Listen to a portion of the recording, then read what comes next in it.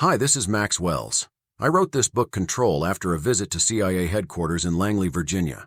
What struck me was a plaque above the security desk. It read, "He who controls the mind of man controls the world."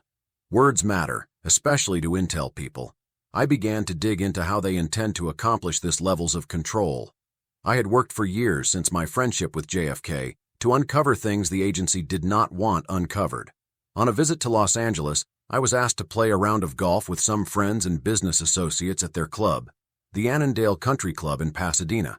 There by chance, or was it chance, I was introduced to Norman Wilde. Norman was climbing the same mountain. The story he told me was fascinating, just how fascinating you will soon discover, but let Norman tell you. Copyright C 2022. Max Wells, all rights reserved. The characters and events portrayed in this book are fictitious. Any similarity to real persons, living or dead, is coincidental and not intended by the author. No part of this book may be reproduced or stored in a retrieval system or transmitted in any form or by any means, electronic, mechanical, photocopying, recording, or otherwise, without express written permission of the publisher. ISBN Ha13-978-439-262731, ISBN 10-137123456, Cover design by Daniel I. Maxwell. Library of Congress Control Number 2018-675309. Printed in the United States of America. In every man there is an eye of the soul, which is more precious by far than 10,000 bodily eyes, for by it alone is truth seen. Plato. Chapter 1. There will be days or nights we can never forget. This night for me is one. It was late Friday night. In early August, winds were blowing through the canyons at hurricane force. The local news at 10 p.m. said gusts in this area of the San Gabriel Mountains reached 82 miles per hour. The shutters on the house were banging against the walls, clattering as if they would blow off. The sound reverberated throughout the canyon, magnifying, then echoing it back. Sleep was impossible. I lay in an upstairs bedroom on the west-facing side of the house, praying that one of the numerous large trees surrounding my property would not fall, crashing through the roof. Looking out the window, all I could see was a torrent of rain running off the roof like a waterfall. Then being blown into a swirling mist by the blustering winds, darkness enveloped the house. Not a streetlight shone through the clouds of leaves and tree branches, blowing around the house trying to get in. It appears they also seek a place of shelter. I have seen storms like this in Florida, but never before in Southern California. The storm passed the next morning. It was a little after 9:30 a.m. when I could go outside to survey the damage.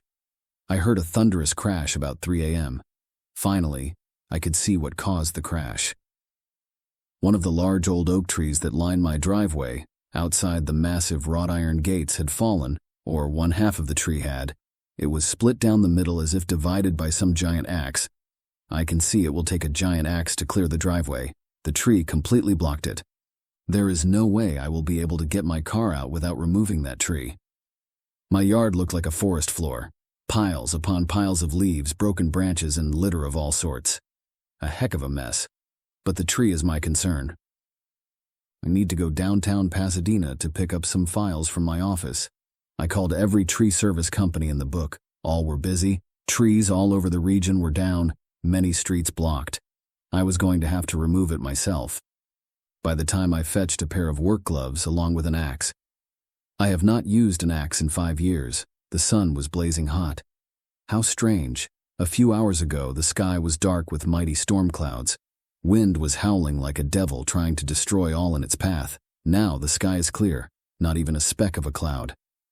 The air outside is so humid, sweat ran down my cheeks, as if the rain is still here. I almost quit, and when inside the house, however, the need to get my car out to the street offset my aversion to the hard work facing me. This tree must weigh over a ton. I tried to take the axe and chop off the smaller branches, but this old oak is hard as a rock. Time for the big chainsaw. I have not used that saw in 2 years. To get it to start, it took 32 pulls on the cord. Now the sweat blocks my vision and not helping my attitude, as I find myself yelling at the saw. Damn saw did not care how much I berated it. However, it finally relented and screamed to life. Now I will tear up that darn tree, so I thought. My plan of attack is simple. Cut off the large high branches first. When it is a log, cut the log into pieces that will fit in the fireplace. The first cut was on the largest high branch. The saw cut rapidly into the oak. About halfway through the large branch the saw bucked and pinched to a stop. It was bound. I could not move it. After applying 22 choice cuss words at the saw, I thought if I could put a rope around the top branch, I could pull it down, freeing the blade. I threw a rope up over the branch, secured it, and took the other end in hand, and pulled. This old oak is stronger than me. I gave it a mighty tug. The branch broke free. It happened so fast it caused me to fall backward on the driveway. The branch fell on top of me. My driveway is made of broken concrete pieces placed in a pattern, leaving a 2-inch gap between the stones. Grass grew, filling those gaps. When I fell backward, my head hit on the edge of one of those stones. I could feel the blood flowing down my neck. I was attempting to get up when the tree branch fell on top of me, causing my head to hit again. I lost consciousness. I have no idea how long I lay there. When I came to, I was in my living room, lying on the sofa. My daughter and her husband standing over me, talking in whispers. Dad, glad you're awake. You lost a lot of blood. We stopped the bleeding and bandaged your head. How do you feel? Alive, just tired and damn angry at that tree. Can you stand? Sure, why not? It was not my legs that got hurt. I only want a warm shower in bed. Dad, you want me to take you to the doctor? Hell no, why pay him? You did better for free. May I fix your dinner? We came over to take you out. Not hungry, dear. I need to rest. The body is sore. Are you staying here tonight? No, Dad. We have to pick up the boys at 7 p.m. Sure you will be okay? Yes, and thank you both. It is appreciated. That night and the following day changed my life. Certainly the direction, the objectives I would follow. Rather than a shower, not wanting to get the bandages on my head wet, I took a warm bath soaking the muscles, allowing the warm water to relax my sore joints. After a prolonged soak, I felt much better. Even though my head was throbbing, my body felt good, just tired. I poured a glass of fine Merlot, placed a tape of Mozart concertos to play softly, and slid under the soft down comforter.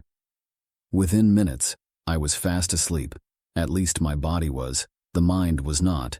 It was churning, spitting out visions of things beyond my understanding.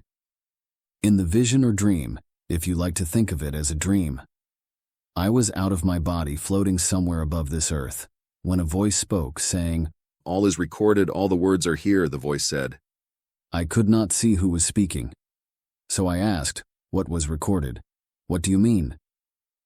Up here all is recorded from down there, the voice said. I do not understand what you are speaking of. Son, you study the scriptures, you have been told. Therefore whatsoever ye have spoken in darkness shall be heard in the light, and that which ye have spoken in the ear and closets shall be proclaimed upon the housetops. The time is soon, you are to speak those words, the voice said. What words? I want you to understand how life works, how all is recorded, every word from the mouth of man since the day he is born. At birth, in heaven as on earth, your birth is recorded, your names, time, and date of birth. Your location of birth is entered into the file, the book of human life. From that time, all the words spoken by a person are recorded in their file. Those files can be searched much as you do a file on a computer. You only need the device, the data of the person you are searching, their date of birth, their birth names, the time and location of birth. How can that be with billions of people now and those who have gone before? Son, the universe is vast. The numbers you speak of are small but a speck of sand. You do not need to know how, only believe what I say. I will show you the device needed. Once you have the device, all will be revealed. No man can lie, all can be exposed. Do you understand? I do. This can be very dangerous. To reveal what evil men say in the dark. Will they allow that? Does this mean we can look back in time to hear the history of any person? Yes, all is recorded. Here is the device, the voice said. I saw what appears to be a large golf tee in shape. Son, light carries information. The light shining upon the cup is transmitted through the point. The data can be recorded. How does it work? Son, that is for you to explore. I have provided you the key. You unlock the door. the most important door your world will ever see. Not sure how long this vision lasted. When I awoke, my body was soaking wet from sweat, the bed also. I was shivering as if cold, yet it was hot. I felt sticky, so uncomfortable. I needed to take another bath, to calm my body and mind.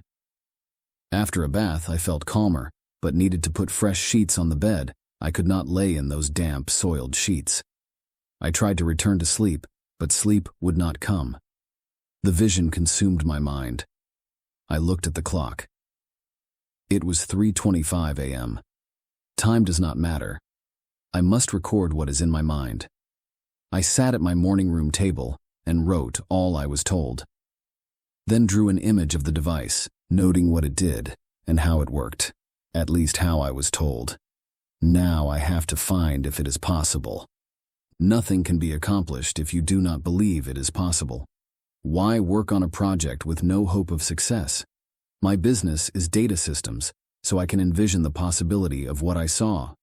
The data storage of the words is not that complex, but how the words get into the matrix is.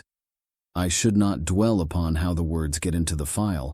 The voice told me it was not important. It is only necessary that I believe what I saw is true. This conclusion makes the research less complicated. I need only to find how light can carry the data, then access and receive it. Radio waves and microwaves carry voice communication worldwide, so it is entirely possible visible light waves can do the same. The phone's constant ringing in the other room forced me out of the congestion of information my mind was sorting. Hello, dear Annie. Thank you for your help. I am feeling much better. No, it is not bleeding. You did a fine job. How did you stop the bleeding? Lawrence had some butterfly closures in his bag. He clasped 3 of those. He said the wound needs to be cleaned today. We will come over after church around noon, okay? I awoke to the boys yelling, Papa N. Can we see the blood? They call me Papa N because I dislike being called Grandpa. I am too young to be a grandpa. In my mind, I am still 30. At least some girls I date on occasion say I look 30. They would not lie, would they? Her mother, Mandy, and I divorced when Annie was only 4. I am now 47. Boys. The blood was cleaned up. If you want to see blood, go out to the driveway. You can find gallons of it, Annie told them. Down the stairs, the boys bounded. Larry picked up a couple of workers at the builder's supply store to cut up that tree. He told them you would pay them $100 each if they cut it into firewood. Is that okay? Sure, dear, thank you. I did not relish tackling that saw again. Let's see your head. It looks great. You heal fast. Thank you for the help, Larry. Mighty lucky you came by. Dad, Larry, call the boys. Lunch is ready. I know you like Mexican food, so we picked up a feast. Lawrence, what do you know about light waves carrying data? Communication is not my forte, but all energy beams or waves can transmit data, is my understanding. Why do you ask? Curiosity. Last night I had a dream, more like a vision. I was told that all human speech is recorded in a matrix somewhere in the universe. Who told you that? I have no idea, only that I was floating around outside of my body, and a voice said, all is recorded. Every word out of the mouth of man. Dad, you had a blow to your head. The trauma caused a bad dream. Dear Annie, this was not a bad dream, actually a great one. The same voice showed me a device. It looks like a large golf tee. He said the cup, the top of the tee, receives information, and the point can record this information on a disk, similar to how a computer writes a file on a disk. So, where does the information come from? Not sure, but I was told to make the device, then I would understand. Dad, this was a dream. It is not real. Why would you want to hear that anyway? Annie, think of this. He said all words are recorded since the birth of man. This goes back in time.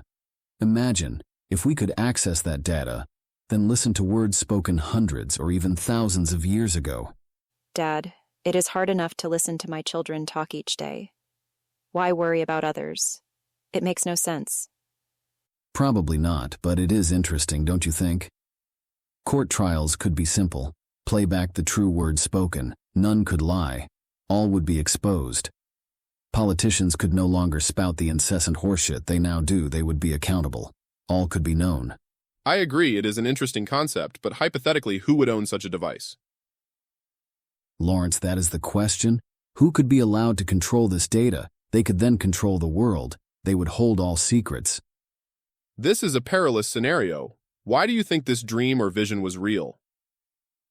This was the only time in my life when a Bible verse was quoted in a dream. I had not read that verse. I did not know it. So where did it come from? What verse? Luke 12:3. I looked it up this morning. Therefore whatsoever ye have spoken in darkness shall be heard in the light, and that which ye have spoken in the ear and closets shall be proclaimed upon the housetops. That scripture confirms what I was told. The voice said all is recorded, like the state records of birth. The birth name, the date and time of birth, and the location. He said this goes into a matrix in the heavens. Where?